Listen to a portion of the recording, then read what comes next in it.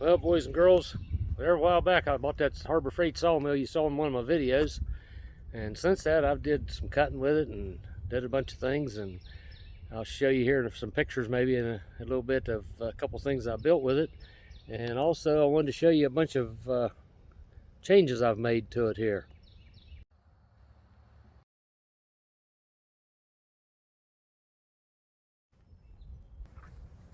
Well, first off, we put rollers on here instead of the blocks. The comes from the factory with these on here, and we put the rollers on to help make the blade run a little smoother maybe, and some things like that. But I've been happy with it so far, and we got it on the trailer, which you saw in the last video or two. And so now this different colored green right here we've added on as an extension, so we can now actually saw over 14-foot logs. And we've got I put these on here the other day, drilled through the main frame here and put a bolt up through, and we can put these angle iron on here when we're transporting the machine, so these rollers right here don't come up off of that rail and throw the sawmill out on the ground. So all you have to do is undo them two bolts on that rail, and there's one back there. Take it off, and then whenever you're ready to transport it, you put them back on, so you protect your sawmill from falling off the trailer when you're going down the road. And since that, we actually made an adapter to go here where the handle goes on. It used to be the crank right here. We can run it with a drill, and I've also got a 12-volt electric motor I may put on here and adapt that to where I can use an electric motor and put a switch here on the handle here. A few other things. But the major thing I've done is this right here. It's a 459cc Predator engine. Comes from Harbor Freight, same place Sawmill came from.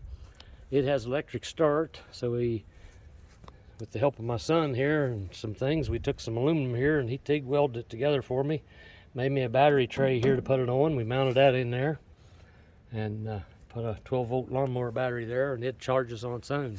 So that's probably the number one thing that we've did. Everybody talks about a bigger motor. It really didn't need it, but I had a log splitter that the motor blew up on, so I put the motor off of this on it and bought this bigger motor for this thing. So, and we put a water meter valve in here, just reduces the flow down, so when we turn the valve on, we get whatever flow comes out of that metering valve instead of a full flow stream, and we don't have to fool with the valve adjusting it and stuff, so it automatically flows.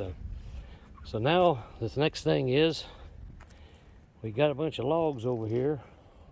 I had some, and another fella gave me a bunch.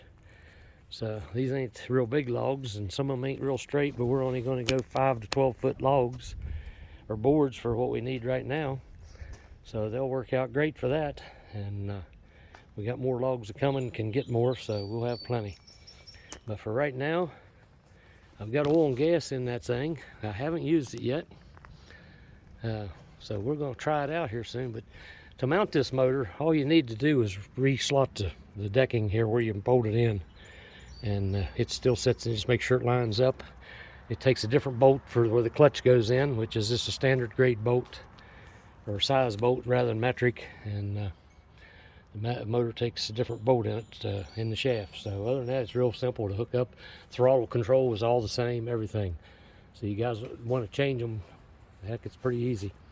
But if you got any questions or comments, leave them in the comment section there and give me any suggestions you might think. We got a trailer on it with a padlock on it and everything, so got the leveling jacks on there. We got some leveler bubbles here, camper levels, where you can level the machine up. So that's about all we've did to it right now. So we're going to fire it up here and see if we can cut some lumber with it. Okay, let's get this thing fired up. Let's see what we can do here. See if this motor will run. I don't know, we'll find out if it does anything here.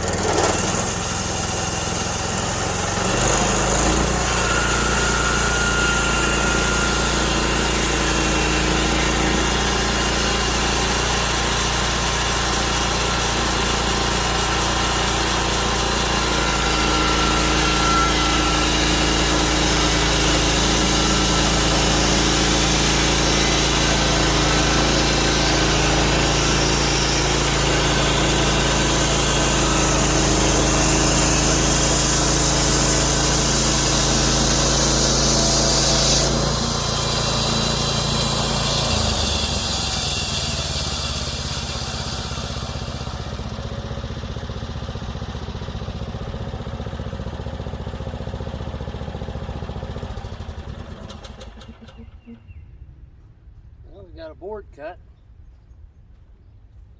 Trying to make a 6x6 post here, and that was 6 inches that way. And we'll flip it over, make a 6 inch the other way. Then I've got to cut about 6 or 8 of them. Behind us here, I'm going to build a lumber rack. Put a little roof over to some kind, about 10 foot behind the mill, so when I take the boards off, I can automatically stack them.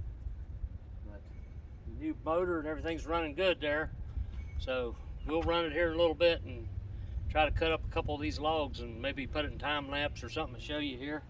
But right now it's working great.